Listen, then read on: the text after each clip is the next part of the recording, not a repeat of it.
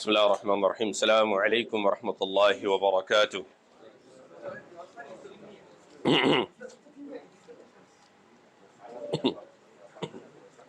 إن الحمد لله نحمده ونستعينه ونستغفره ونتوب إليه ونعوذ بالله من شرور أنفسنا ومن سيئات أعمالنا. من يهده الله فلا مضل له ومن يضلله فلا هادي له.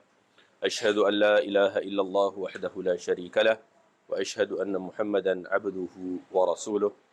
قال الله جل وعلا: يا أيها الذين آمنوا اتقوا الله حق تقاته ولا تموتن إلا وأنتم مسلمون. يا أيها الناس اتقوا ربكم الذي خلقكم من نفس واحدة وخلق منها زوجها وبث منهما رجالا كثيرا ونساء واتقوا الله الذي تساءلون به والأرحام إن الله كان عليكم رقيبا. يا أيها الذين آمنوا اتقوا الله وقولوا قولا سديدا يصلح لكم أعمالكم ويغفر لكم ذنوبكم ومن يطع الله ورسوله فقد فاز فوزا عظيما. فإن أصدق الحديث كتاب الله، خير الهدي هدي محمد صلى الله عليه وسلم، وشر الأمور محدثاتها وكل محدثة في الدين ضلالة وكل ضلالة في النار والعياذ بالله. أما بعد، أمسينا على فطرة الإسلام وعلى كلمة الإخلاص وعلى دين نبينا محمد صلى الله عليه وسلم وعلى ملة أبينا إبراهيم حنيفا مسلما وما كان من المشركين. وبعد، أحبائي أعزني الله وإياكم جميعا، كيف حالكم؟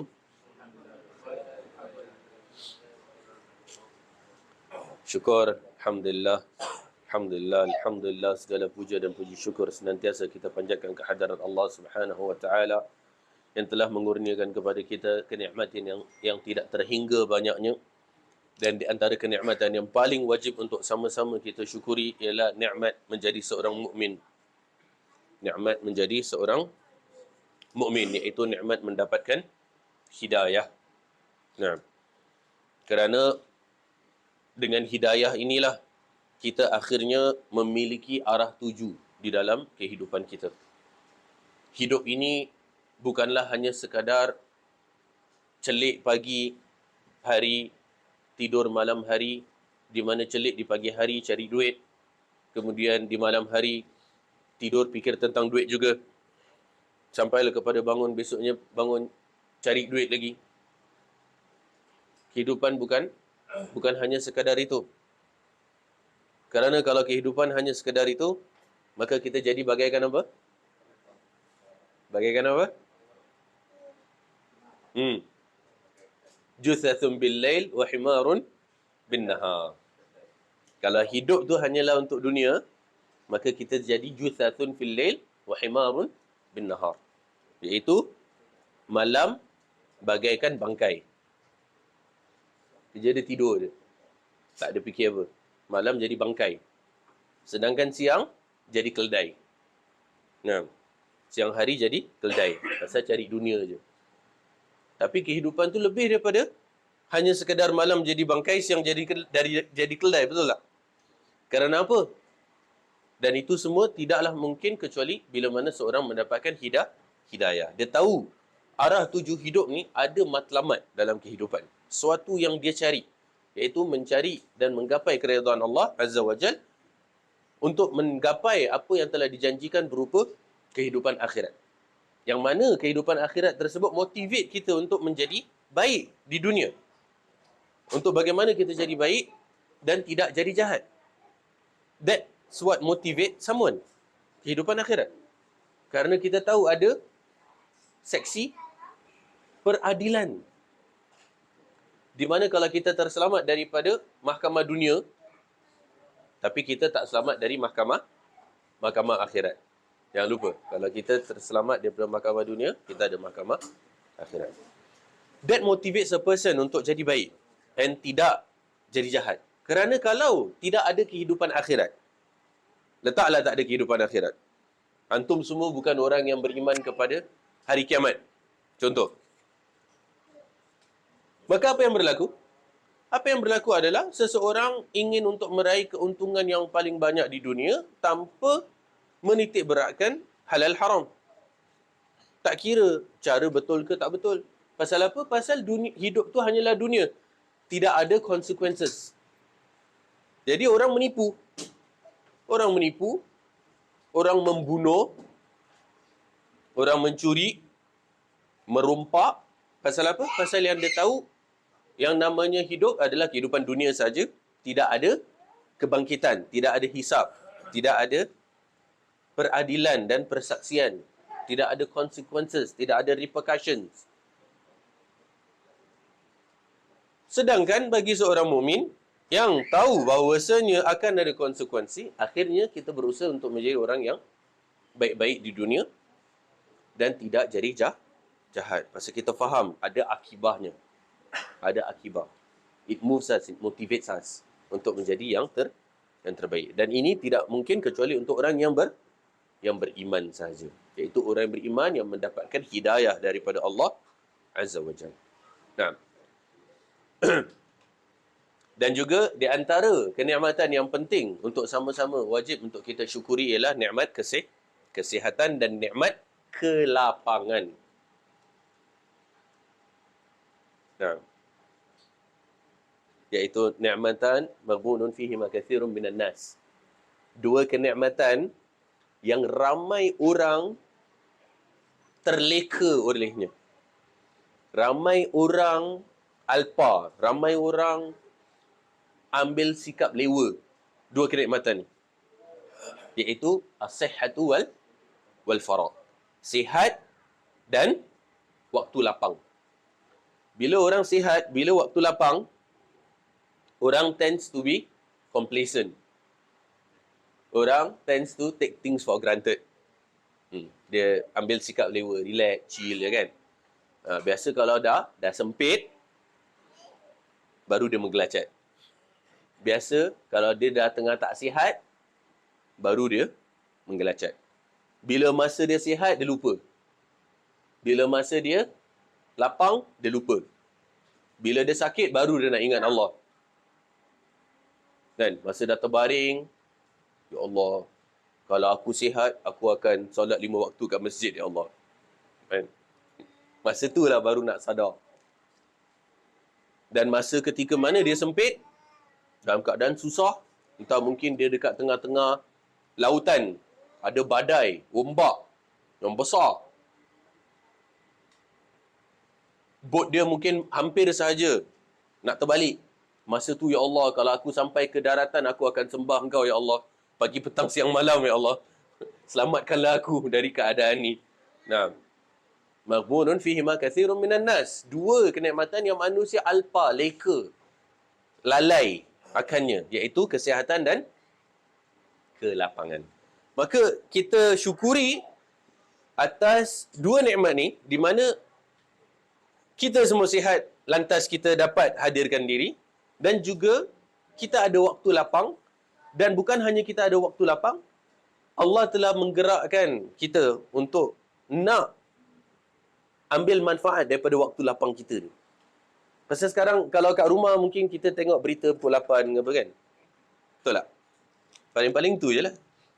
Pukul 8, pasal apa? Pasal ada berita lah. Padahal 11.30 ada berita lagi tau. So, khabar pun boleh baca tau. Tak boleh lah, pukul 8 ada berita. Atau pukul 7, 7.30 ada tak tahu telenovela ke, ada drama ke, atau ada apa kan. Penting sangat sampai. Padahal itu yang waktu lapang yang Allah akan persoal kita. Bukankah engkau tahu ada majlis ilmu di sana, ada majlis ilmu di sini, tapi engkau tak hadirkan diri. Kau melepak misalnya. Nak melepak boleh. Datang majlis ilmu, lepas tu melepak lah. Melepak ramai-ramai kan. Minum kopi ramai-ramai.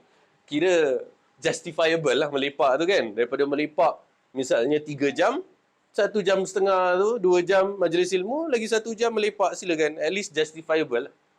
Nak cakap, nak tanggungjawab, nak jawab Allah tu pun at least adalah weightage sikit. Apa kita nak cakap, ya Allah, aku dah duduk kelas, lepas tu aku lepak dengan kawan-kawan juga kan. Tapi kalau 3 jam tu melepak, macam mana nak jawab? Padahal dia tahu ada kelas tengah ongoing, tapi dia tengah kat mamak kan, tengah layan mi goreng. Maka kita syukuri atas nikmat apa? Kesihatan dan kelapangan. Ikhwani wa akhwati azani Allahu iyyakum jami'an. Sebelum ana mulakan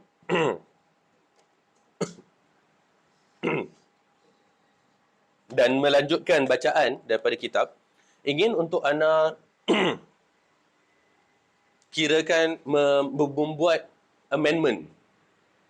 Sedikit amendment berkenaan dengan berkenaan dengan apa yang telah sama-sama kita kongsikan pada pertemuan yang lalu. Dan ana harap nanti daripada kita punya tim media untuk potongkan bahagian ni sebagai revision, sebagai amendment bagi apa yang telah sama-sama kita kongsikan pada pertemuan yang lalu. Iaitu berkenaan dengan kisah Ukashah Ibn Muhsan. Nah. Okey, Ukashah Ibn Muhsan. Kemudian ada satu orang lagi yang nanti kita nak sebut. Jadi berkenaan dengan kisah Ukashah Ibn Muhsan ni, kemarin ana kisahkan tentang bagaimana Rasul sallallahu alaihi wasallam menjelang wafat beliau, kemudian beliau mencari jikalau sesiapa ada yang ingin untuk kisah terhadap beliau. Benar? Iaitu ingin kira square one lah dengan Nabi sallallahu alaihi wasallam. Kemudian kita katakan Ukashah. Kemudian dia cerita bahawasanya dia pernah satu ketika dipukul. Itu bila mana diteliti lebih lanjut, ceritanya atau riwayatnya is questionable. Nah, that riwayat is questionable. That riwayat of that very particular story of the sahabat Ukashah. But cerita yang serupa atau similar sebenarnya berlaku. Tapi bukan sahabat Ukashah. Namanya bukan Ukashah bin Muhsan. Tapi namanya adalah Usaid ibn Hudayr.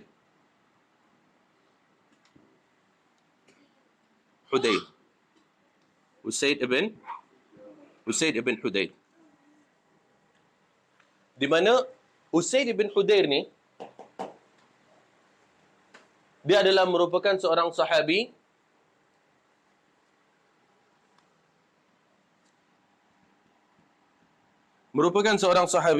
daripada golongan Ansar radhiyallahu anhum. Dan dia merupakan pemimpin Aus, kabilah Aus. Sebelum datangnya Islam lagi, dia adalah merupakan pemimpin Aus. Kerana kaum Ansar ni ada dua kabilah, Aus dan Khazraj. Maka Usaid bin Hudayr merupakan ketua Aus.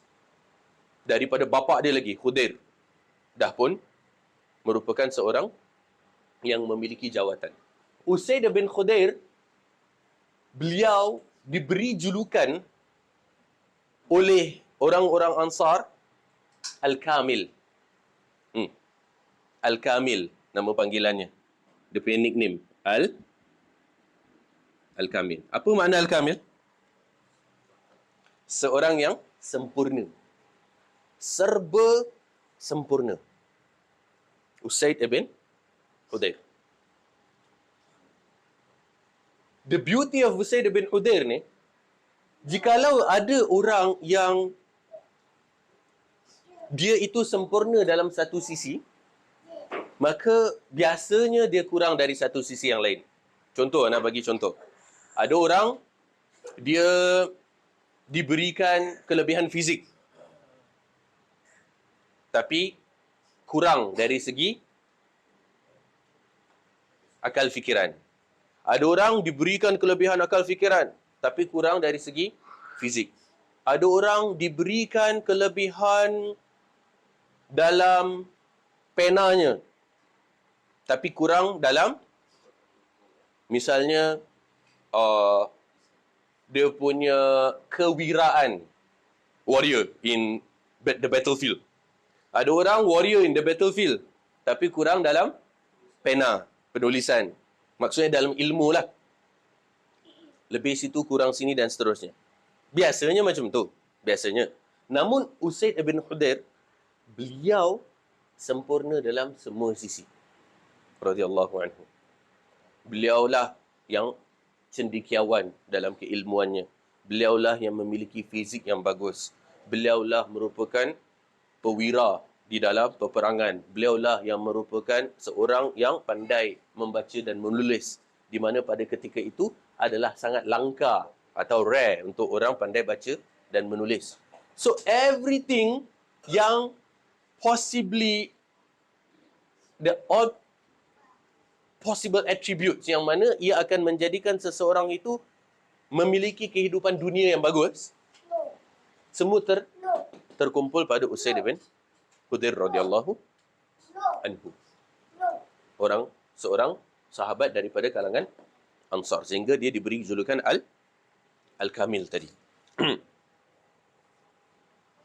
Cerita panjang tentang Usaid bin Hudair radhiyallahu anhu. Ceritanya panjang tentang masuk Islam, tentang bagaimana setelah Bayatul Aqabah Nabi SAW menghantar Mus'ab bin Umair pergi ke Madinah. Kemudian Mus'ab bin Umair tinggal menetap di rumahnya As'ad bin Zurarah. Kemudian memberi dakwah kepada Usaid bin Hudair dan juga kepada Sa'ad bin Mu'adz. Di mana dua orang ni adalah merupakan dua individu yang penting di kalangan orang Ansar. Kemudian mereka masuk Islam dan seterusnya.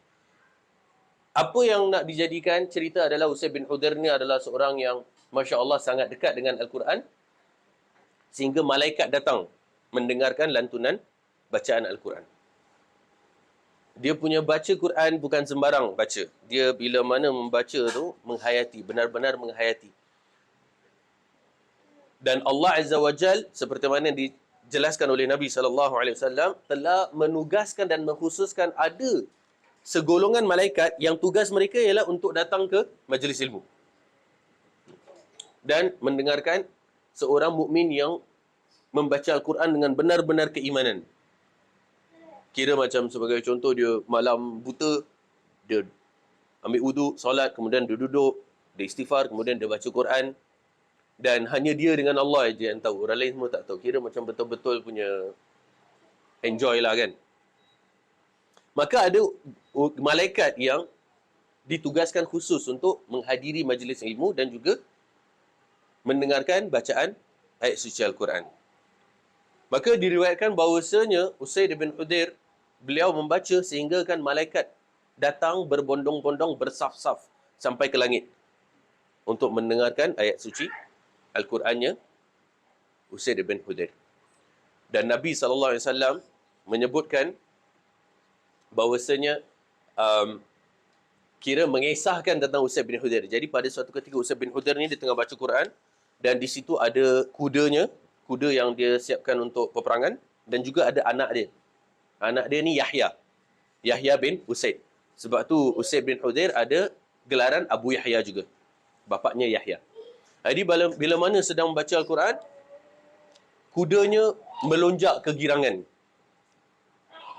Bila dia stop, kuda dia pun stop. Kemudian dia baca lagi, kudanya melonjak kegirangan, happy. Sampai kuda pun happy dengar dia baca Quran. Kemudian dia stop. Kemudian yang ketiga kali, kudanya pun berlonjak kegirangan. Kemudian Usaid bin Hudair berhenti. Pasal apa? Pasal si Yahya ni tidur dekat dengan kuda tadi. Jadi dia takut kalau anak dia terpijak oleh kuda. Kemudian bila mana dia nak ambil anaknya tu, dia nampak di langit ada sekumpulan bentuk awan. Bentuk awan yang berkumpul. Dan dia tak pernah nampak benda ni. Dia macam bentuk awan berkumpul. Jadi dia pun bertanya kepada Nabi, "Ya Rasulullah, ada apa dengan awan yang terkumpul?" Nabi SAW bersabda, itu adalah para malaikat yang berbaris, yang datang untuk dengar, menghadiri bacaan alunan ayat suci Al-Quran yang engkau bacakan. Dan mereka berbaris bersambung sampai ke langit. Dan hampir sahaja, Nabi cakap, kalau engkau teruskan bacaan, hampir sahaja seluruh ahli Madinah pada ketika itu akan nampak malaikat. Maksudnya hijabnya akan sampai tersingkap. Pasal begitu banyaknya malaikat yang datang mendengar bacaan kau. pujian Nabi SAW kepada Usaid bin Hudayr. Hampir sahaja seluruh penduduk Madinah akan melihat malaikat dengan mata kasar, dengan tersingkapnya hijab kerana terlalu banyaknya yang datang mendengarkan. Tapi kerana engkau berhenti, so ahli Madinah tak nampak. Jadi Usaid bin Hudayr radhiyallahu anhu, apa yang berlaku adalah, ni kita nak kisahkan tentang apa tadi? Tentang kisos kan? Kita cakap bukan Ukashah. Bukan Ukashah bin Muhsan yang minta kisos, tapi sebenarnya Usaid bin Hudayr. Apa yang berlaku adalah, suatu ketika sedang mana para sahabat sedang duduk dalam majlis, kemudian ada istilahnya mereka bercanda, berjenaka dan seterusnya. Kemudian Nabi SAW kira macam cocok Usaid bin Hudayr. Cocok Usaid bin Hudayr. Entah guna jari, entah guna tongkat. Saya kira macam gurau-gurau. Mizahan, secara gurau. Cocoklah. Kemudian Usaid bin Hudayr mengambil kesempatan. Ya Rasulullah, aku nak minta kisos. Pasal kau cocok aku. Dan Rasulullah SAW pun mengatakan, istabir, baik. Silakan. Silakan. Kemudian Usaid bin Hudayr berkata kepada Rasulullah, ya Rasulullah, namun ketika engkau cocok aku tu, tempat yang engkau cocok tu, tak ada lapisan kain.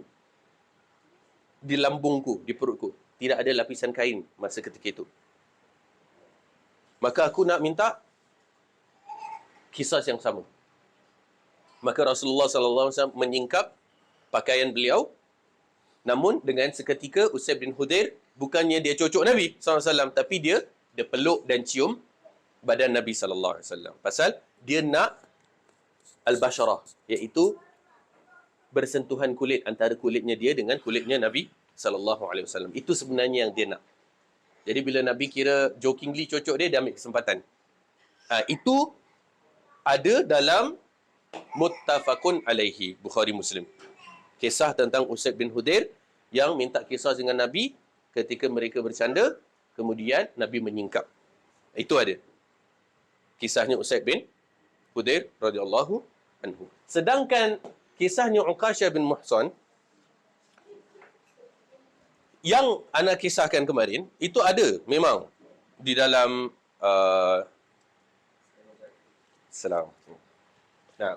di dalam beberapa kitab, namun seperti yang kita sebutkan sanadnya kurang reliable.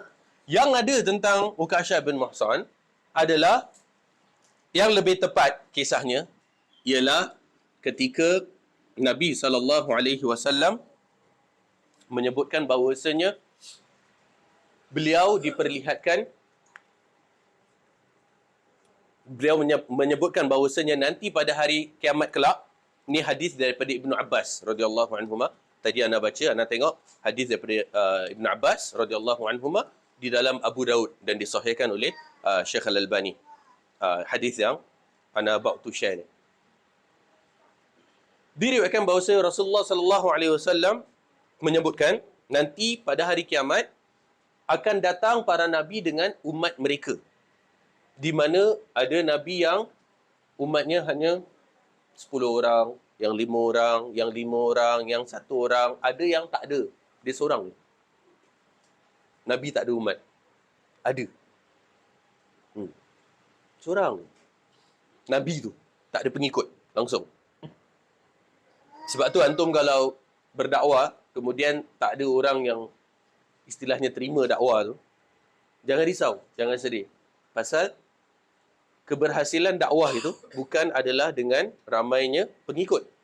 Tapi keberhasilan dakwah itu adalah whether or not hantar dakwah in the first place. Kalau hantar dah dakwah, itu dah berhasil kira. Pasal dalam perkara dakwah, kita cuma nak minta pahala dakwah dari Allah. Bukan based on berapa orang yang ikut. Bila kita dakwah tu, itu dia bahawasanya anda dah berhasil. Regardless 1 orang ke 1000 orang ke, tak kira. Yang penting hantar dakwah. Kalau tak ada orang ikut pun tak apa. Yang penting hantar dapat pahala dakwah dari Allah. That is your personal test sebenarnya. Bukan berapa orang yang ikut. Dan ini kita dah discuss panjang lebar pada pertemuan yang lalu. Jadi ada yang pengikutnya sedikit, sampailah ada yang kosong. Kemudian kata Nabi SAW, aku melihat ada sawadun azim. Ada segolongan manusia sehingga gelap. Ramai, kerana begitu ramainya. Dan aku sangkakan itu adalah umatku. Tahu-tahu, mereka bukan umatku, tapi umatnya Nabi Musa AS. Kemudian dikatakan kepada Nabi SAW, undur ilal ufuk. Maka beliau melihat ufuk, satu ufuk. Ufuk ni adalah sejauh mata memandang.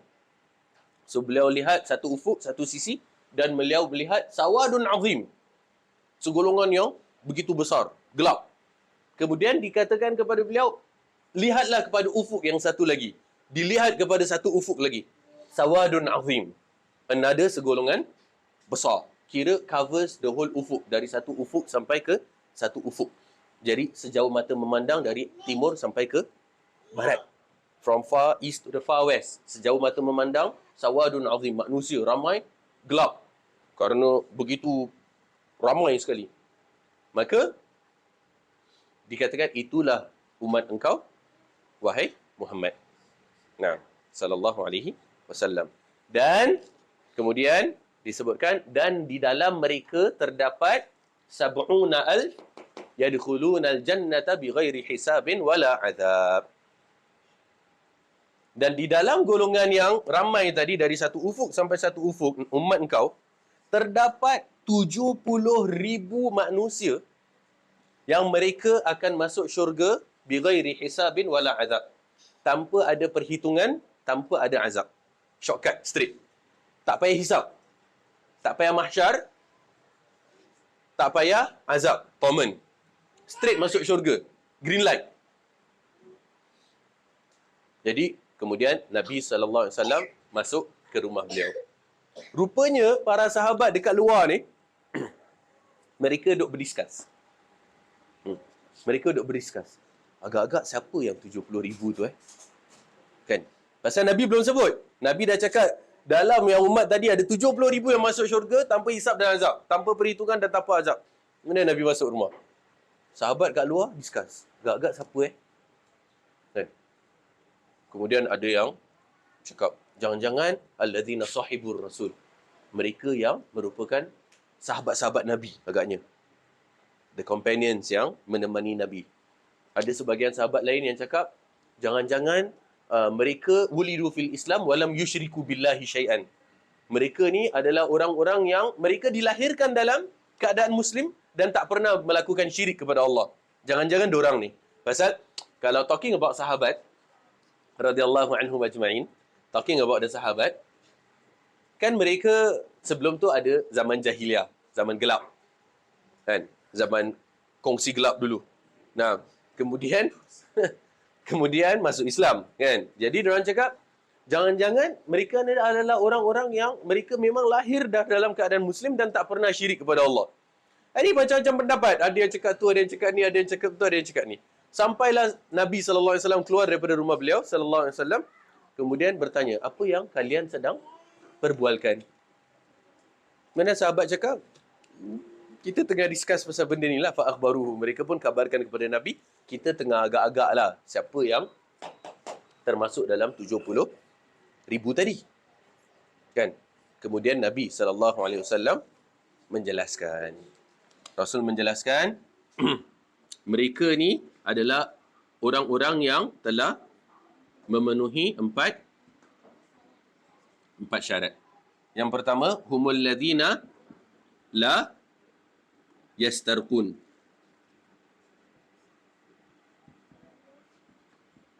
La yastarqun.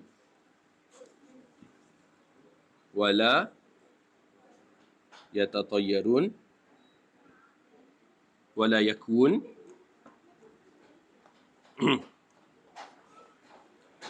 Wala yakun.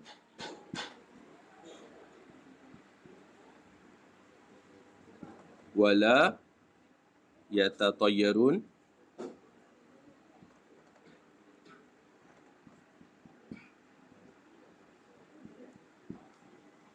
Wa ala rabbihim yatawakkalun.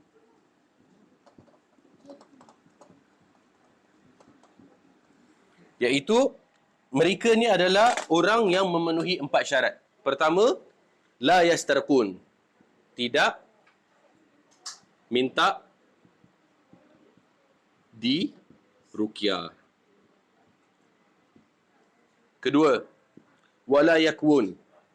Tidak berubat dengan besi panas. Yang ketiga, wala yatatayyarun. Tidak tilik. Tidak menilik burung. Naiwa, na'am. Na'am. Dan yang keempat, kepada Tuhan mereka, mereka tawakal. 4 syarat ni, jikalau ada pada seseorang, maka dia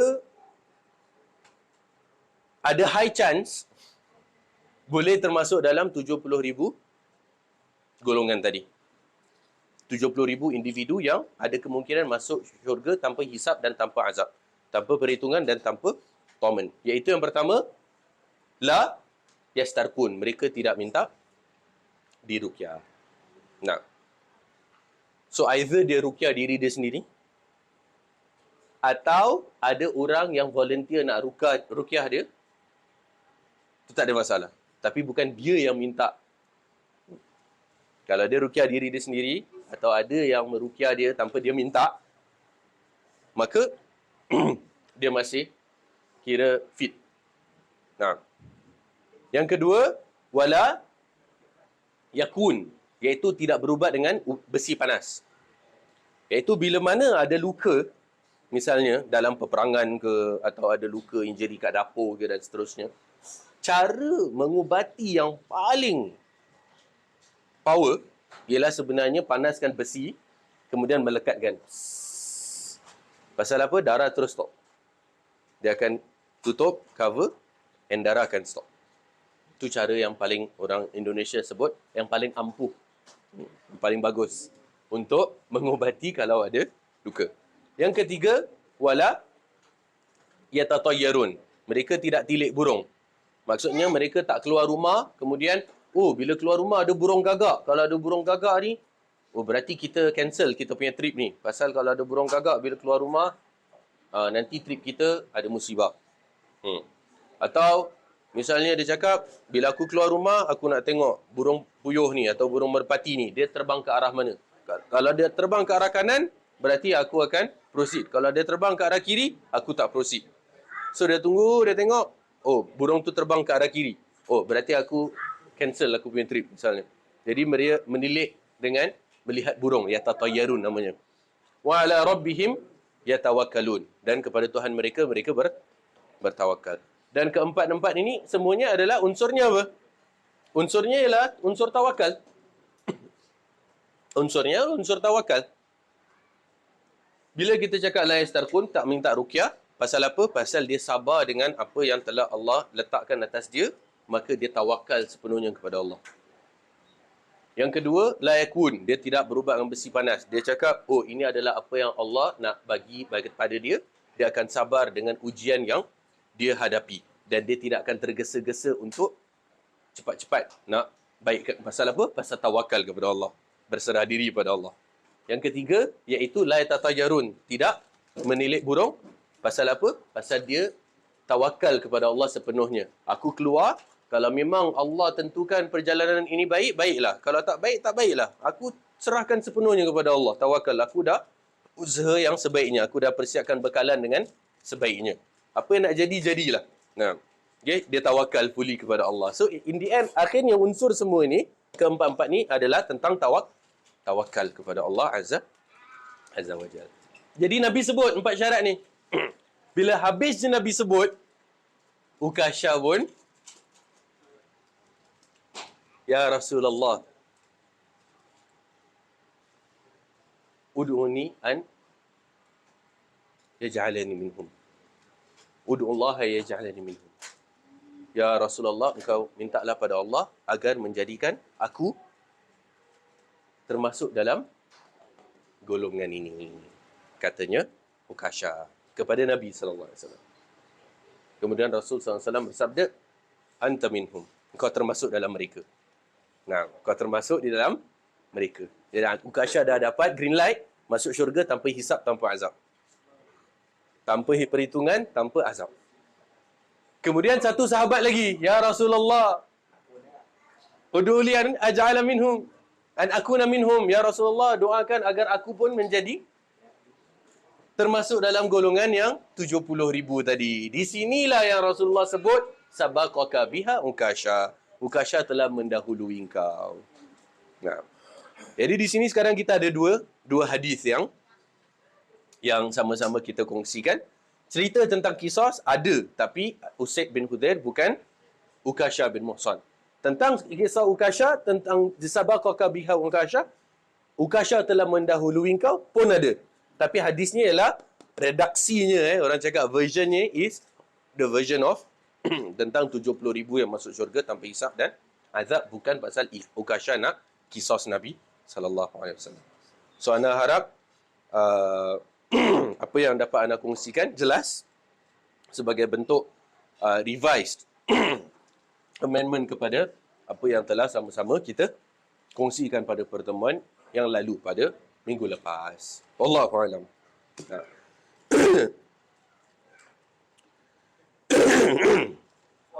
Nah.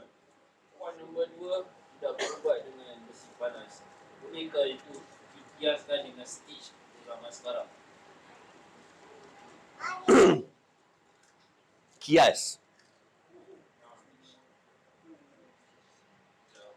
Gunakan jarum untuk apa ni? Tutupkan muka ni, jahitan. Stitching lah. Stitching. Baik.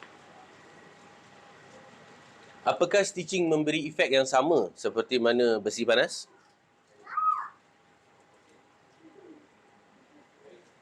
Tadi Ustaz sampaikan Dia nak seal kan? hasil Hmm. darah tuntas. Pada stitching tu, apakah dia seal the gaping 100%? Atau masih gaping, masih tenganga? Berarti ada dia punya, dan darah mungkin masih keluar, masih nak kena letak bandage, cover. Nanti after 24 hours baru boleh buka dan seterusnya, keringkan dan seterusnya. Dia takes a longer process as compared to besi panas. Nah, so we hope that it's different. Nah, we pray to Allah that it's different. Nah, supaya kalau boleh tak nak sama lah. Nah, Much more general question. So, macam mana perubatan masa kini nak dikiaskan dengan yang dulu? Apa perubatan masa kini yang dekat dengan ini? oh, yang ni Tidak berubat the army ada. Siapa yang dekat dalam army? Ada macam kalau tengah war lah, battle, kena bullet ke, kena apa ke, press dengan besi. Dari segi medical doctor, masalah dari segi medical doctor ada tak? Yang kira boleh kita kiaskan dengan ni lah. We don't put it specifically, but in general ada tak? Normal medical practice lah. Ya. Dia yang ada, yang anda tahu,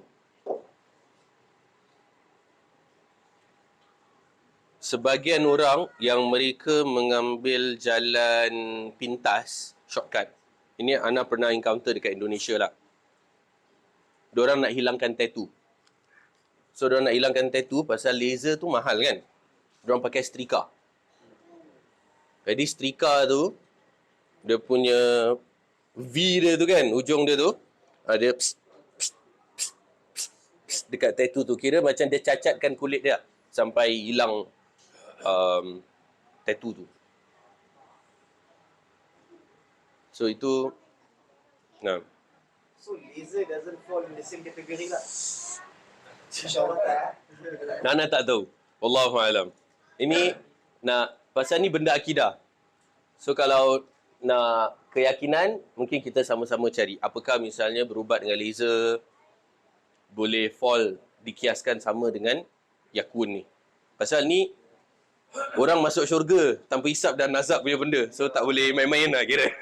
Nak jawab pun berat juga. Pasal takut like people who do LASIK. LASIK kan laser.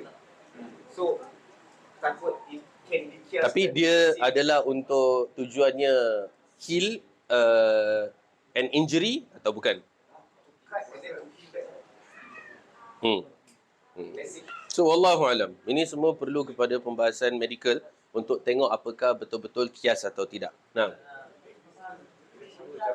Sekarang sunat laser lah. kalau apa? Doktor dia ni doktor di blok tu tak masuk dia. Kalau jumpa doktor. Doktor kaki di blok tu tak masuk dia ni. Kira kita berikhtiar. Dia ada satu sahabat ni, Ana tak boleh ingat nama beliau siapa, radhiyallahu anhu. Tapi beliau ada sebuah sakit yang mana beliau pingsan. Bila sakit je pingsan. Bila sakit je pingsan. Ana tak dapat nak sebut nama beliau sekarang.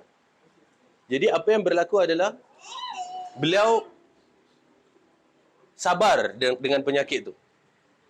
Sabar dengan penyakit itu. Sampaikan Nabi SAW menyebutkan bahawasanya para malaikat datang dan memberi salam kepada dia atas sabarnya dia terhadap ujian yang Allah bagi tu. Pasal in the end, it was all about the element of tawakal lagi. Kira berserah diri fully kepada Allah. Apa yang Allah kasih ni, inilah apa yang Allah nak untuk aku. Macam itu lah kira. Kira level yang extreme lah, I would say. Kemudian, dia minta daripada Nabi, ya Rasulullah, doakan agar aku sembuh daripada penyakitku. Maka Nabi doakan, kemudian dia pun hilang penyakit tersebut. Dia dah tak pingsan. Kemudian, dia perasan malaikat tidak datang memberi salam kepada dia lagi. Dia pun bertanya kepada Rasulullah, ya Rasulullah, apa yang telah berlaku? Malaikat dah tak datang beri salam kepadaku. Nabi bersabda kepadanya, sekiranya engkau sabar terhadap apa yang penyakit tadi tu, maka pasti engkau akan mendapatkan kemuliaan sampai malaikat pun nak bagi salam kepada engkau. Tapi given that engkau tergesa-gesa, maka fadilat tersebut dah hilang. Macam itu. Kalau Ana dapat petik nama sahabatnya, nanti Ana share again. InsyaAllah. Siapa nama sahabat dia tu? Kaki kita kena betul saya buat. Kita kan dalam Islam kata kaki kita betul kita buat. Betul. Betul. Tak ada masalah. Dia tak menjadi salah untuk berubat.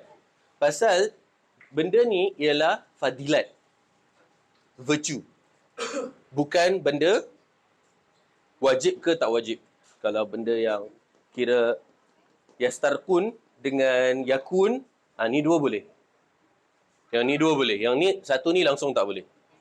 Yang ini, minta ruqyah boleh, tak salah. Kira dia sabar sampai satu ketika dia dah tak sabar. Pasal dia diganggu dengan gangguan yang begitu dahsyat, maka dia pun instead of just sepatutnya ruqyah diri sendiri, kan? Dia minta agar diruqyah. Maka tidak menjadi salah, boleh minta ruqyah. Tak dosa pun.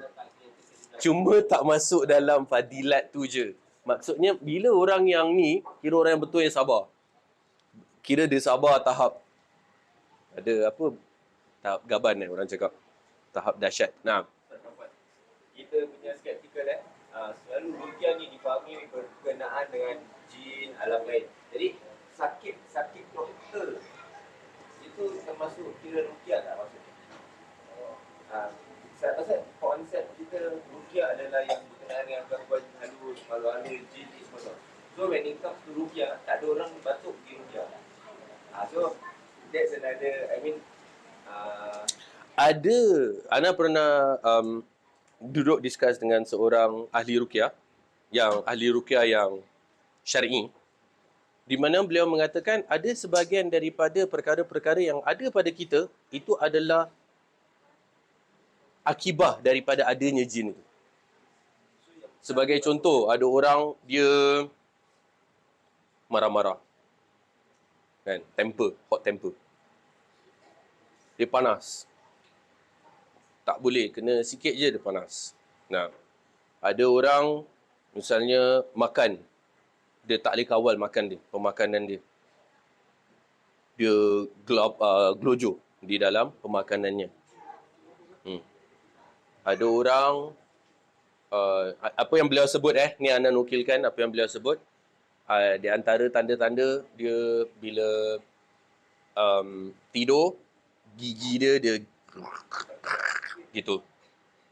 Kemudian ada orang yang di antara tandanya bila dia mimpi jatuh dari tempat yang tinggi, tiba-tiba macam gitu, lepas tu terperanjat. Tapi Ana tak nak jadikan sesi ini Nah, mana itu. Nah, Itu ada gangguan jin kan. Tapi maksudnya anak yang Nabi minta kat Ruqyah ni, contoh semua-semua, adakah termasuk Ruqyah tak? Pasal jin memang kita tahu, jin macam dah ada gangguan elemen jin, Ruqyah. Tapi macam semua-semua ni pun tak termasuk ini. Physical sickness lah, macam fever, flu, all this, does it fall into Ruqyah je? Ya, maksud share tu tadi, adakah jumpa doktor tu dikira sebagai Ruqyah? dikiaskanlah sebagai usaha untuk, kalau nak ikutkan dari segi ilmu kedokteran, zaman Nabi lagi SAW dah wujudlah dari segi ilmu kedokteran kan. Kalau misalnya orang kurang sihat dan seterusnya, Nabi suruh makan madu. Jadi the fact that Nabi tak sebut dan Nabi specifically sebut, harap-harap it is kira specifically on this, but we can always check on that. Nah, kita tak nak buka pintu dia luas sangat pula, nanti terlepas nanti kan. Kita nak berharaplah juga kan. Jadi kalau ada, Ana pernah suatu ketika dengan satu ustaz, kalau antum semua kenal Ustaz Aslam hafizahullah, kita tengah berbual-bual lah kan. Ana pun cakap, wallah asa an yadkhilana Allahul jannah, jannatul firdausil a'la gitu. Ana berbual dengan beliau. Kita berbual biasa bahasa Arab gitu. Dan Ana sebutlah, moga Allah masukkan semua dalam syurga firdausil a'la, macam gitu. Pasal Nabi ajar untuk bila doa minta syurga, minta firdaus al-a'la kan. Kemudian beliau pun secara spontaneous cakap sesuatu yang lepas tu, sejak dari itu Ana on top of doa minta firdaus a'la, Ana doa specifically. Di mana lepas Ana sebut kita doa agar semua masuk syurga firdaus a'la semua kan. Dan beliau tambahkan, Allah bi ghairi hisabin wala azab. Gitu. Dia spontaneous tau, macam bi ghairi hisab wala azab. Tanpa hisab dan tanpa azab. Then I was like, kalau masuk syurga firdaus a'la tapi tak minta untuk tanpa hisab dan azab, boleh jadi boleh kena hisab dan kena azab kan. Boleh jadi seorang tetap masuk firdaus a'la, amin ya Rabb, semua masuk kan. Jadi beliau cakap bila ghairi hisab wala azab, lepas tu sejak dari tu Ana macam ada macam apa dia panggil? An enlightenment. Dah umur dah 30 lebih tau. Tiba-tiba dapat macam enlightenment, macam kenapa aku tak macam betul minta firdaus a'la tapi tambahkan bi ghairi hisabin wala azab. Saya masa umrah kemarin pun kan, masa tawaf pun Ana selitkan the word bi ghairi hisab wala azab pasal mengenangkan hadis Ukashah ibn Muhsan ni. Jadi antum kalau doa-doa pun minta betul, tambahkan bi ghairi hisabin wala azab. Ya Allah, tanpa hisab dan tanpa azab.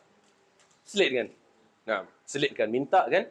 Minta daripada Allah fadilat tersebut. Nah, wallahu a'lam. Okey.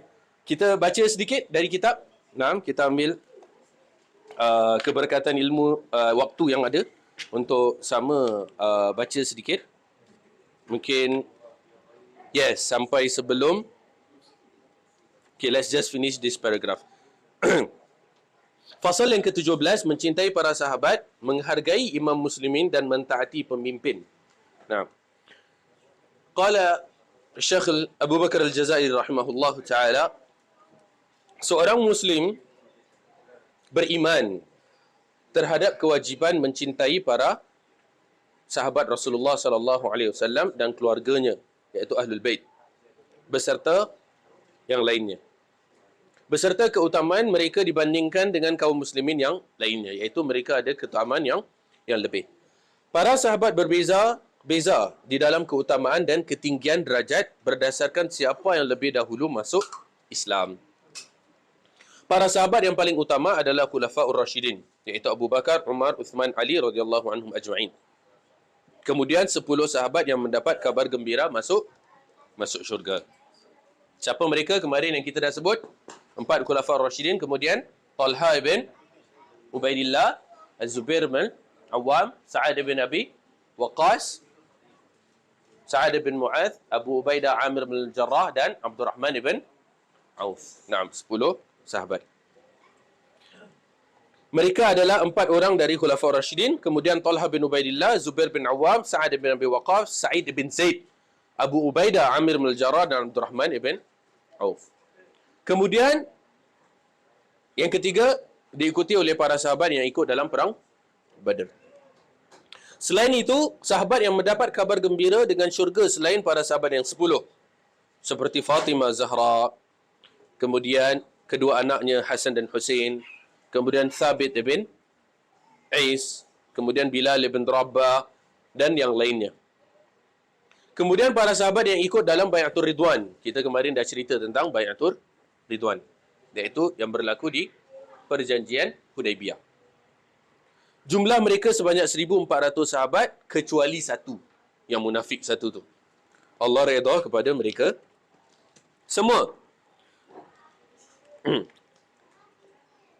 Orang Islam beriman terhadap kewajiban menghargai, menghormati dan mengikuti langkah para imam kaum muslimin. Nah, di sini pasal nak tahu tentang sahabat dah berhenti, betul tak? Tapi kemarin kita dah bagi more list. Yang di sini disebutkan ada 5. Dan kemudian kita lanjutkan, yang kemarin kita dah sambung. Ada apa? Yang nombor 6. Iaitu para penuntut ilmu dari para sahabat. Nah. Kemudian yang ketujuh, siapa? Iaitu mereka yang selalu berusaha untuk berjumpa Nabi SAW pada setiap masa. Iaitu 5 kali sehari, paling tidak dia jumpa Nabi SAW. Kemudian yang ke-8, iaitu orang yang jumpa seminggu sekali masa solat Jumaat. Nah, seminggu sekali dia mesti jumpa Nabi SAW, iaitu masa solat Jumaat. Kemudian yang ke-9, kita sebut iaitu orang yang hadir dalam setiap peperangan. Setiap ada perang, dia mesti ada. Nah, dan yang ke-10, iaitu sahabat yang paling tidak seumur hidup sekali pernah jumpa Nabi SAW. Kita dah tambahkan 5 lagi kemarin. Nah, ada 10, paling tidak 10 martabat para sahabat. Kemudian orang Islam beriman terhadap kewajiban menghargai, menghormati dan mengikuti langkah para imam kaum muslimin. Mereka adalah para pemimpin agama dan orang-orang yang mendapat petunjuk, seperti para qari, iaitu orang yang hafal dan ahli dalam Al-Quran. Qari atau hafiz ni, dia bukan sekadar pandai baca, pandai hafal. Tak. Tapi qari dan hafiz ialah orang yang faham tentang Al-Quran. Dia bukan sekadar sedap bacaan, bukan sekadar banyak hafalan. Tapi hafiz dan qari adalah orang yang faham. Sekarang Ana nak tanya antum semua. Jangan take it seriously lah. Ana tanya pun dengan jenaka lah, dengan gurau, bukan kata nak attack, kan? Sekarang Ana nak tanya antum, bila antum baca surah Al-Fatihah, okay, yang antum claim as baca surah Al-Fatihah, saya baca Quran, saya baca An-Nas, Al-Falaq, Al-Ikhlas, apa semua. Bila antum baca, antum faham tak? Ada yang faham, alhamdulillah. Kan? Ada yang belum faham. Paling tidak terjemahan. Kemudian diikuti dengan tafsir, betul? Okey, sekarang yang tak faham tu, atau yang belum nak faham, jangan cakap antum baca Quran. Cakap yang antum sebut Quran. Oh, saya sebut Quran. Saya tak baca Quran, saya sebut Quran. I pronounce the Quran. Not reading. Why? Because when you say you baca, when you say you read, when you say you iqra, bacaan itu adalah sebuah, bacaan dinamakan dengan bacaan bila mana ianya disertai dengan kefahaman. Itu baru dinamakan bacaan. Kalau sekadar sebut tapi tak faham, itu belum baca. Baru sebut Quran. Contoh surat khabar Melayu. Kan, paragraf. Letaklah antum boleh sebut ahli parlimen pada petang ini gini kan. Tahu baca, tahu pronounce, tahu sebut, tapi tak faham misalnya. Boleh kata yang antum baca tak? Tak. Letaklah ada sign. Ada sign, ada tanda in German. Dia tulis Achtung. Kan? Achtung. Antum pun tengok Achtung. Oh, dia tahu sebut Achtung. Dia sebut Achtung. Tapi dia tak faham. Kita kata dia baca ke tak? Kita kata dia sebut je. Dia sebut sign tu Achtung. Tapi dia tak faham. Berarti dia bukan baca. Dia cuma sebut. Achtung tu danger. Bahaya. In German. So kalau dia sebut dan dia faham, berarti dia baca. Tapi kalau dia nampak dia sebut tapi dia tak faham, berarti dia sebut, dia belum baca. Antum tiba-tiba suka-suka kan duduk ada baca macam French ke, language Maldivian ke, apa ke, duduk baca, bunyi pun pelik kan. Apa kan. Sebut tu boleh sebut. Tak tahulah betul ke tak pun sebut kan. Tapi faham ke tak? Tak. Berarti baca ke sebut? Sebut. Jadi janganlah kita termasuk golongan yang sebut Al-Quran. Not a personal attack . Nah, anda ada disclaimer awal-awal tadi. Jangan jadi termasuk golongan penyebut Al-Quran. Jadilah golongan pembaca Al-Quran. Pasal bila kita baca tu, ianya adalah dengan faham. Bukan sebut je. Takkan awak baca surat khabar, awak sebut je. Panjang lebar, berparagraf, berpage-page, awak sebut je. Penat menyebut, tapi tak faham. Buat apa? Sebut kan? Nah, dia cakap pasal apa? Entah, aku pun sebut je. Nah. Kan dia recite dengan read lah. Pronounce. To pronounce and to read. Because Nabi, bila mana diperintahkan oleh Allah, Iqra. Iqra tu secara definisi apa? Iqra bil faham. Iaitu baca dengan pemahaman. Bukan hanya gitu. Tapi baca dengan faham. Itu intinya. Macam ni sekarang kan. Bayangkan anak diri kat depan ni kan dari tadi. Kemudian orang Islam beriman terhadap kewajiban Lepas tu anda tak faham paragraf ni. Baca ke tak baca? Bukan baca kan. Kalau anda tak faham paragraf ni, betul tak? Macam mana anda nak reinterpret and also, rephrase. Apa yang dimaksudkan oleh pensyarah. Kalau anda sendiri tak faham, anda sebut je. Nah, jadi kita baca. Sama-samalah kita jadi golongan pembaca Al-Quran. Nah, iaitu baca dengan kefahaman. Tapi dengan kefahaman macam ni, bagaimana kita nak macam ada motivate diri kita atau dengan orang lain yang pada mereka yang memberi sebab mereka nak baca pun susah, atau diorang baca tapi diorang susah nak faham, atau diorang memang susah untuk menghafal Al-Quran. Jadi dengan Untuk faham dan amalkan Quran lebih penting daripada baca dan hafal. The content of Quran. Maksudnya. Jadi disebutkan bahawasanya kata-kata hikmah Allah telah menurunkan Al-Quran untuk diamalkan. Tetapi manusia menjadikan lantunan ayatnya sebagai ibadah. Which tak salah sebenarnya. Baca tu sebagai untuk ibadah per huruf kali 10 tu. Bagus. Banyakkan bacaan Quran dalam solat, dalam waktu malam apa semua. Tak salah. Cari pahala dari segi time stand for every huruf Ramadan, khatam Quran semua. Tak salah. Yang lebih penting lagi ialah kalau kita baca satu surah dengan kefahaman, kita dalami tafsirnya, kita amalkan, itu lebih baik daripada kita khatam. Pasal apa? Ini Ana bukan cakap Ana punya own cakap Jangan nanti lepas ni ada orang potong klip. Potong klip. Cakap baca satu surah dengan faham lebih bagus dari khatam Quran. Bukan Ana cakap. Para sahabat sendiri ridwanullahi alaihim yang cakap. Jadi Ibnu Mas'ud radhiyallahu anhu, beliau meriwayatkan mengatakan bahawasanya kami di zaman Nabi SAW, kami akan mempelajari 10 ayat, 10 ayat. 10 ayat di mana kita akan belajar membacanya, kita memahaminya, kita menghafalnya dan kita mengamalkannya. 10 ayat tu. Kemudian baru belajar nada 10 ayat. Siapa buat? Para sahabat buat. Nabi ajar macam tu pada para sahabat. 10 ayat, 10 ayat. Fahami, hafalkan, amalkan, tadabbur. Kira, Ana pernah kongsi di sini. Ada 5 hak Al-Quran terhadap kita. Okey? Quran ada 5 hak. Masya Allah, tabarakallah. Macam Windows Sodra pula.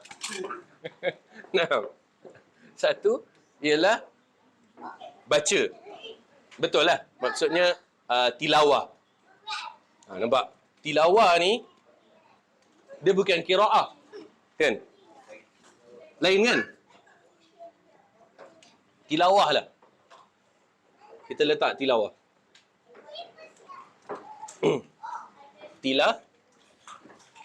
Tilawatul Quran. Lantunan ayat suci Al-Quran. Nah. Sekarang kita akan membuka majlis dengan tilawatul Quran, lantunan ayat suci Al-Quran. Baca. Nah, ambil barakah daripada Quran kerana Quran tu adalah mukjizat. Kira memang faham tak faham, Quran tu mukjizat. Faham tak faham, Quran tu bagus. Faham tak faham, memang every huruf ada pahalanya. Tapi we must not stop there. Maksudnya tu. Bukan anak nak mengecilkan tentang ibadah tilawah Al-Quran, tak. Tilawah tu bagus. Tapi lebih best lagi kalau kita tambahkan. Tilawah. Kemudian, sebelum tilawah actually, afwan siapa yang dah tulis, tambahkan dekat atas. Pertama, hak Quran iaitu didengar. So kalau ada Quran sedang dilantunkan, kita kena dengar. Idza quri'al Quran fastami'u lahu wa ansitu la'allakum turhamun. Jikalau Quran, ayat suci Al-Quran dilantunkan, maka kita kena dengar. Kita tak boleh berbual. Kita kena dengar. Kita kena stop apa yang kita sedang buat, apa yang kita converse, kita dengar. Sebab tu Ana cakap majlis jemputan kahwin misalnya, jangan buka Al-Quran. Bukan pasal kita cakap, bukannya bagus. Bukankah bagus buka lantunan ayat suci Al-Quran time majlis jemputan? Betul, bagus. Tapi awak buat orang jadi berdosa. Pasal masa waktunya, occasionnya tak sesuai. Masa tu orang tengah nak catch up with each other. Nak berbual, nak berborak. Lama tak jumpa sanak saudara. Takkan datangnya dengar Quran semua. Bila nak berbual tu dosa, salah. Pasal tak ikut perintah Allah. Iaitu kalau ada ayat Quran, kena dengar. So, dalam kereta Ana, kalau kita buka murattal, buka tilawah, kemudian ada siapa nak berbual, pause dulu. Habiskan ayat tu, stop mana dekat ayat, pause, okey, berbual. Nak cakap apa, nak tanya apa semua. Dah agak dah senyap kan, dah krik-krik sikit, nanti play balik. Sampai ada siapa nak berbual lagi, pause lagi. Tapi make sure jangan dekat tengah-tengah ayat, habiskan ayat. Nak off engine pun, make sure dekat habis ayat. Tunggu, okey, baru off. Kasih habis. Jangan dekat tengah-tengah. Jangan stop the ayat prematurely. So yang pertama, hak Quran ialah didengar. Kemudian dua adalah tilawah. Kemudian tadabbur. Kemudian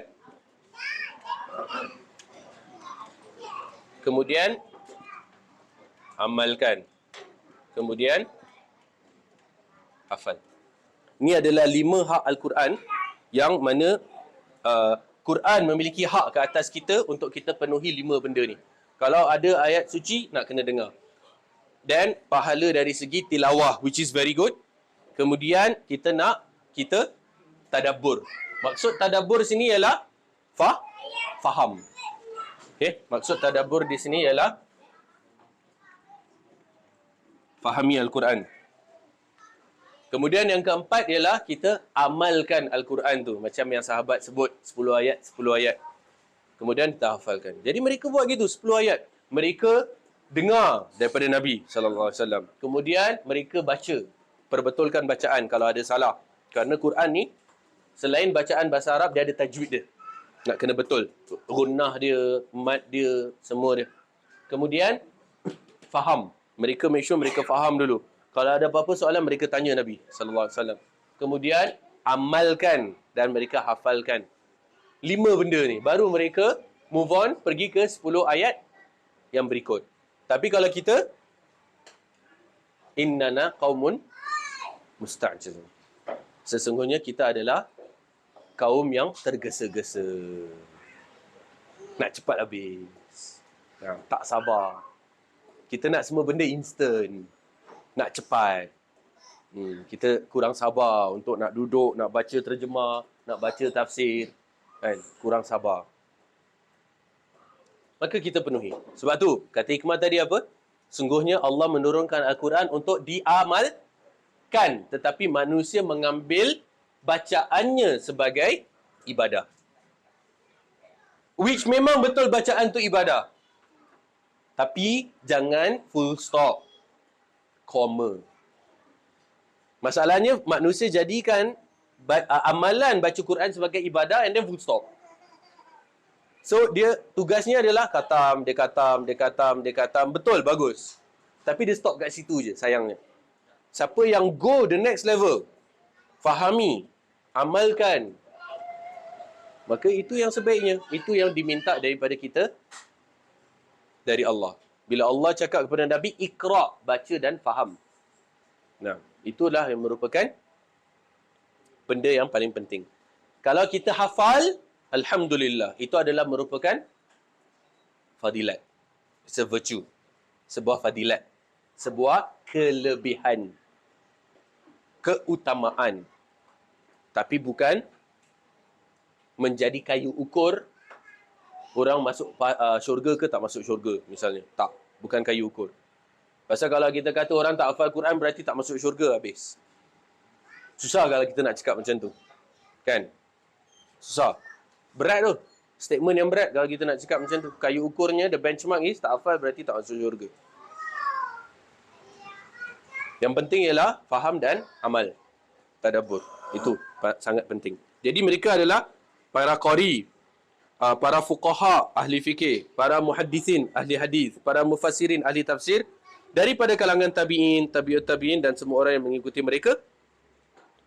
Orang Islam juga beriman terhadap kewajiban mentaati dan menghormati para pemimpin, berjihad bersama mereka, melaksanakan salat di belakang mereka, serta dilarang keluar daripada perintah mereka. Oleh kerana itu, ketika berhadapan dengan orang-orang yang telah disebutkan tersebut, harus disertai dengan etikanya. Ada dia punya etiket, ada dia punya adab, ada dia punya tata cara. Pasal bukan sembarang orang, bukan macam jumpa kawan lama. Di mana bahasa kita tak jaga, pergaulan kita tak jaga misalnya, tak. Kita hormat. Nah, dari segi keilmuan mereka, dari segi kepemimpinan mereka. Nah, the karakter yang ada pada mereka. Nah, itu yang penting. Wallahu alam. Nah, sampai di sini dahulu pertemuan kita pada hari ini. Subhanakallahumma rabbana wa bihamdika asyhadu an la ilaha illa anta astaghfiruka wa atubu ilaik. Wa akhiru da'wana alhamdulillahi rabbil alamin wa billahi taufiq wal hidayah. Wassalamu alaikum warahmatullahi wabarakatuh.